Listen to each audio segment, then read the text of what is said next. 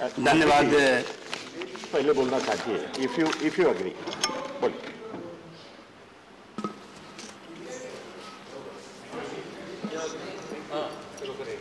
Thank you sir, thank you मंत्री जी।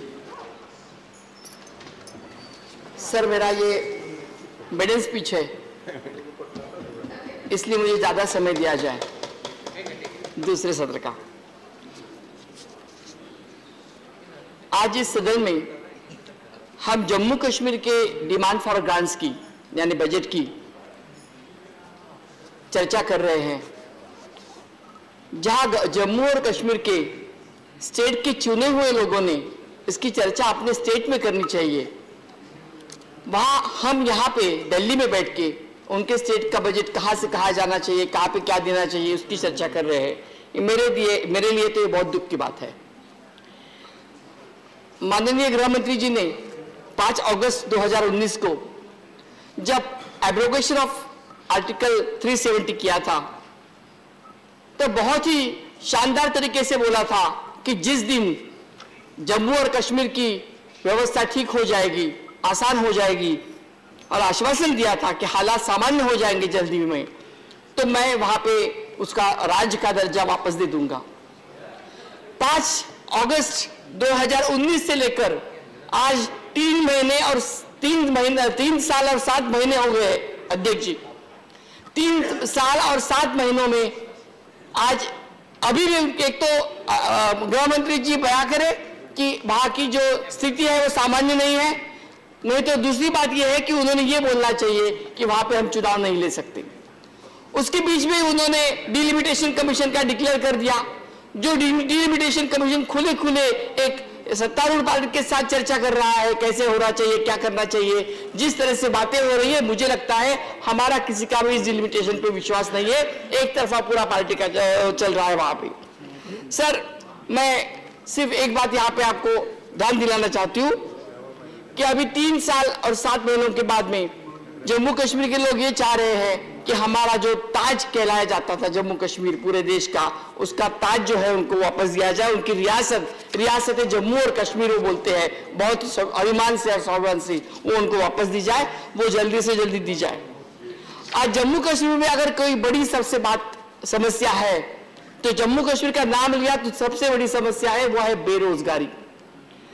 बहुत ही बुरी तरह से वहां पे बेरोजगारी बढ़ गई है, और ये मैं नहीं कह रही हूं, सरकारी आंकड़ों का हवाला देके मैं बोल रही हूँ। अक्टूबर 2021-22 में 22.2% ये बेरोजगारी का आंकड़ा था, जो ऑल टाइम हाई था, पूरे हिंदुस्तान में 1 नंबर पे था। ये CMIE का रिपोर्ट है, अर्थमंत्री जी को मालूम है। फिर उसके बाद में अभी जो आया है उनका आंकड़ा वो 15.17 आया है, जब पूरे देश का बेरोजगारी का आंकड़ा 7.9 है। आज देश में जम्मू कश्मीर की बेरोजगारी है वो 5वें नंबर पे है। और मुझे लगता है कि यहाँ पे मैं एक रिपोर्ट थोड़ा सा पढ़ना चाहती हूँ, कोट करना चाहती हूँ। Economy and education after abrogation of article 370, उसका एक रिपोर्ट में आपको दाखला देना चाहती हूँ। Core sectors of the economy of Jammu and Kashmir have witnessed a steep decline after the abrogation of Article 370 due to the communication blockade, curfews and militant threats. In the past 5 months alone, the economy of Kashmir lost INR rupees 178.78 billion and more than 90,000 jobs in the sectors of handicraft, tourism and information technology.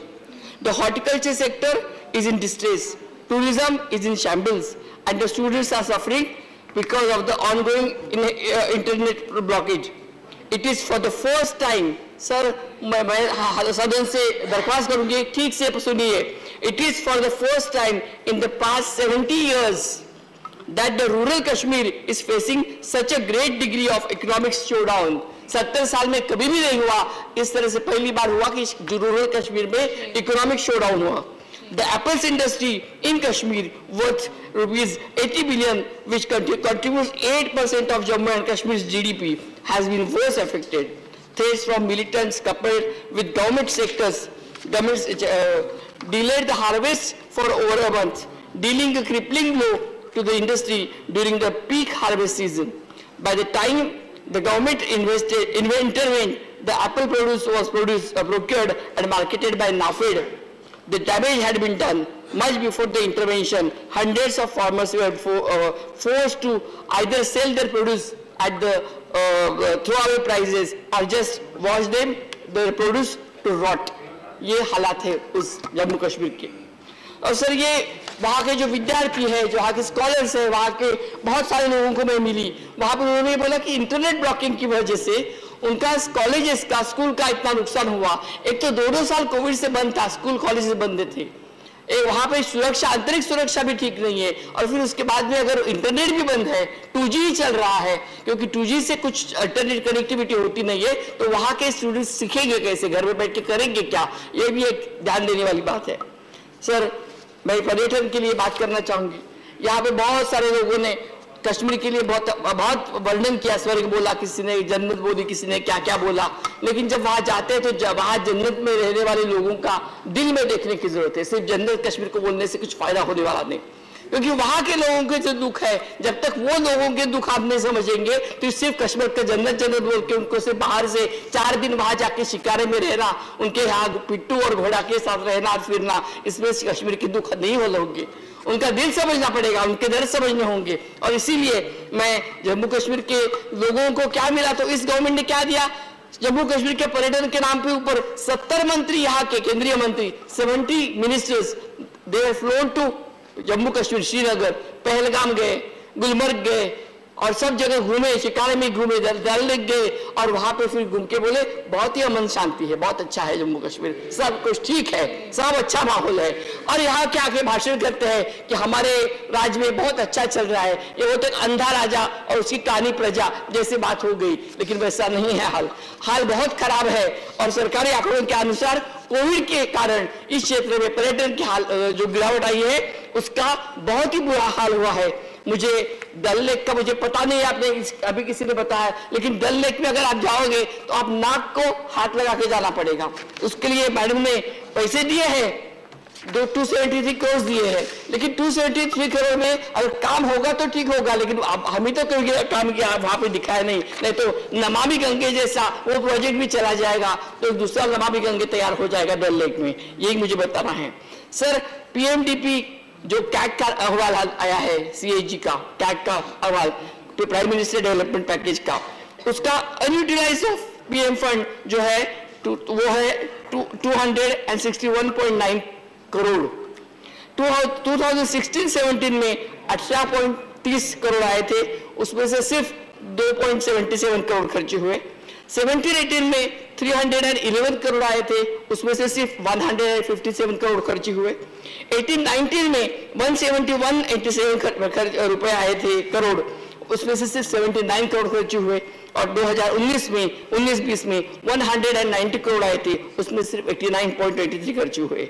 तो total auditor general CAG का report के अनुसार वो जो आया है 501 crore total आए थे 4 साल में, उसमें सिर्फ 261 करोड़ उन्होंने खर्चे कर पाए और बाकी के पैसे उन्होंने अनस्पेंट खर्चा किया नहीं है। तो उसका भी जवाब जम्मू कश्मीर की जनता मांग रही है, क्योंकि वहां पे पैसा नहीं है और यहाँ के लोग पैसे खर्चा नहीं कर रहे, तो उसका जवाब इनको देना पड़ेगा। जम्मू कश्मीर में जाने वाले पर्यटन लोग जो है वो सिर्फ पहाड़ी देखने, झील देखने, शिकारे में घूमने नहीं जाते हैं सर।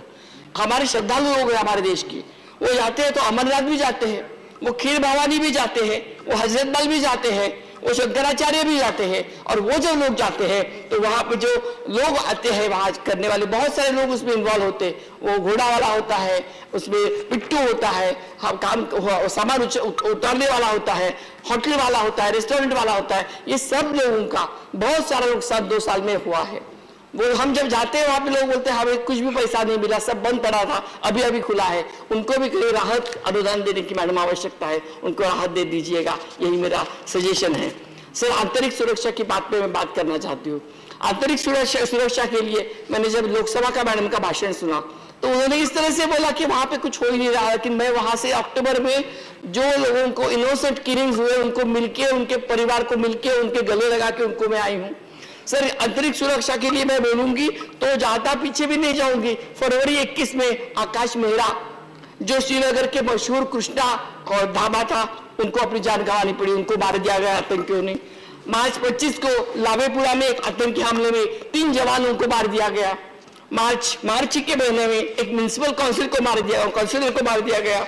और इतना ही नहीं तो लोकतंत्र को मजबूत करने का ये लोग दावा करते हैं और बोलते हैं कि हमने चुनाव लिया और हमने सरपंच उठाया, लेकिन जो सरपंच चुन के आए लास्ट महीने में भी 1-2 सरपंच को गोलियां मारकर हत्या कर दी है। जो सरपंच चुन के लाते हैं, उन सरपंचों को चुन के लाते हैं तो उनको संरक्षण देना भी केंद्र सरकार की जिम्मेदारी। अगर वहां पे राज नहीं है तो वो कौन लेगा, उसकी जिम्मेदारी भी आपको लेनी पड़ेगी।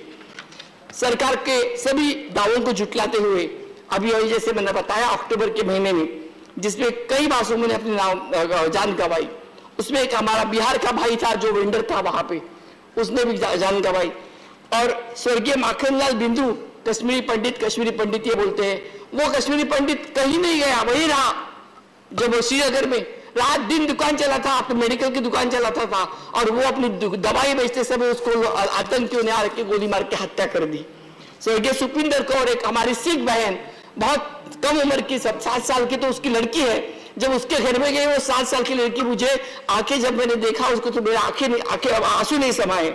और जो पीड़ा उनकी मैंने देखी है, एक दूसरा मोहम्मद शफी जो बांदीपुरा का है, उसको भी 7 महीने का बच्चा है, उसको मार दिया गया। ये सब इनोसेंट किलिंग अक्टूबर महीने में हुए। सभी के घर में हमारे नेता राहुल गांधी जी के कहने से मैं जाके आई खुद, क्योंकि मैं वहां की प्रभारी हमारी पार्टी की तरफ से हूँ। मैं जब गई तो मैंने देखा कि यहाँ पे सब अमन चैन जो बोलते हैं वो अमन चैन बिल्कुल ही नहीं, हालांकि वहां के लोगों को और सुखरूप वातावरण देने की आवश्यकता है। जिस आतंकवाद का खत्म करने का दावा सरकार करती है वो सब दावे सर खोखले हैं। सरकार के दावों को अगर बातों में कहा जाए की जाए तो जम्मू कश्मीर का इंडस्ट्रियल रेवोल्यूशन हो जाने वाला था। इंडस्ट्रियल रेवोल्यूशन ये हमेशा इन लोगों का बहुत अच्छा शब्द लगता है, क्योंकि इंडस्ट्रीज का प्राइवेटाइजेशन करने में बहुत मजा आता है इन लोगों का। लेकिन इंडस्ट्रियल रेवोल्यूशन करते समय उनको ये भी पता चला कि ये कश्मीर है और कश्मीर में इंडस्ट्रीज आने के लिए उसको कोशिश करनी पड़ेगी। मैं आपको बताना चाहूंगी, हॉर्टिकल्चर हो, फ्लोरिकल्चर हो, आर्ट एंड क्राफ्ट हो, वहां पे आज कम से कम 1 लाख से ज्यादा नियुक्ता खाली है, वो अभी तक भरी गई नहीं है। हमारा जो 15,000 से ज्यादा हमारे स्वयं रोजगार इंजीनियर्स हो वो घर में बैठे हैं, वो उनको काम नहीं मिल रहा है। और जो बाकी आशा वर्कर्स है, आंगनवाड़ी वर्कर्स है, CPWD के वर्कर्स है, उनको भी हर रोज रास्ते पे आना पड़ता है उनके वेजेस रेगुलराइज करने के लिए। ये सब हवाई बातें, ये सब जुमलों की बरसातें ये उनकी चलती रहती है और उनको लगता है कि लोगों को समझता नहीं, लेकिन लोग ज्यादा दिन आपके जुमलों से चलने वाले नहीं है। मातृभूमि की रक्षा में सर्वप्रथम रहने वाले हमारे पुलिस भाई जो वहां पे काम करते हैं, उसमें 10,000 लोगों की 10,000 लोगों के पोस्ट खाली पड़े हैं, वो भी उन्होंने भरे नहीं। सर, सरकारी आंकड़ों पर नजर रखते हुए अगर सत्य पे आधारित मैं कुछ बात कहूं तो आप बुरा मत मानिए। मैं बता दूं कि पिछले कई दिनों से सदन में और सदन के बाहर भी जो चर्चा होती है उसमें बहुत दुख होता है। इस जम्मू कश्मीर के लिए पंडित जवाहरलाल नेहरू जी का योगदान ना बताओ तो वो देश की जनता के साथ नाइंसाफी होगी। कश्मीर का भारत का अभिन्न अंग बनाने के लिए अगर किसी का श्रेय जाता है तो पंडित जवाहरलाल नेहरू जी का जाता है और किसी का नहीं। और मैं ये बात ऑन रिकॉर्ड बताना चाहता हूँ। और इसलिए कांग्रेस ने हमेशा इस देश को, कश्मीर को और जम्मू को इस देश के साथ जोड़ने का काम किया है। कांग्रेस ने हमेशा इस देश को साथ में रखने का काम किया है। ये आपको इतिहास आपको मालूम नहीं है, इसलिए आप ऐसा बात करते हैं। कांग्रेस ने हमेशा कश्मीर पढ़िए, पहले इतिहास पढ़िए पहले। कांग्रेस ने हमेशा कश्मीरी पंडितों का भी बहुत बड़ा साथ दिया है। सर, यहाँ विवेक तनखा जी है, ये तो बात करते हैं हमारी पार्टी ने तो एक कश्मीरी पंडित को यहाँ राज्यसभा में लाया। आपने कितने पंडितों को दिया?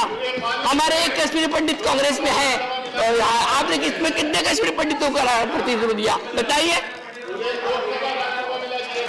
आपने कितने कश्मीरी पंडितों को दिया? हमारा एक कश्मीरी पंडित यहाँ पे है और वो 100 जन से भारी है। कांग्रेस ने हमेशा कश्मीरी पंडितों का साथ दिया है, उनको आंसू पहुंचे हैं। सर, मैं खुद जगती में गई थी, जगती करके एक जगह है जम्मू के बाहर, जगती में शेल्टर होम बनाए हैं।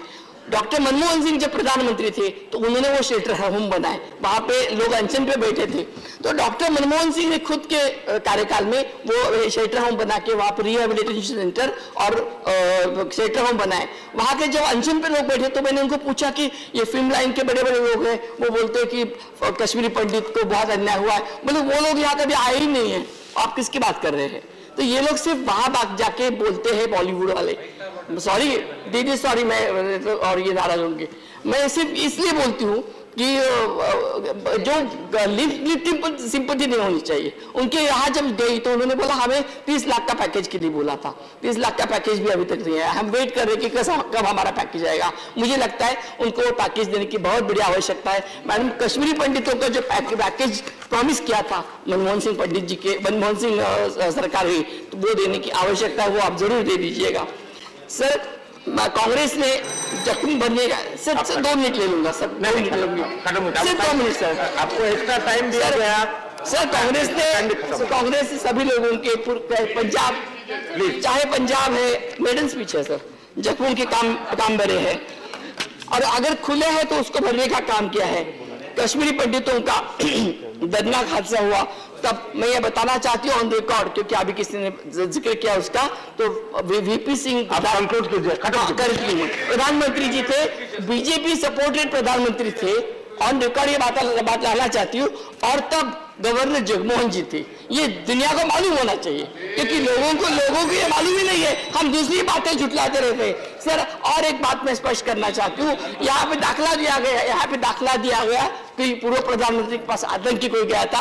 18 अप्रैल 2003 में श्रीनगर में एक रैली में तत्कालीन प्रधानमंत्री वाजपेयी जी ने बोला था कि हुर्रियत के साथ इंसानियत के दायरे में रहना होगा, और केवल ये बोले ही नहीं तो सेपरेटिस्ट एंड पॉलिटिशियन को उन्होंने मिनिस्ट्री में भी लिया, अब्दुल गनी भट्ट और उनका मौसावी अल साफवी। मैं ये फोटो भी आपको दिखाना चाहती हूँ, मैडम ने इस दिन फोटो दिखा, ये फोटो भी है सर,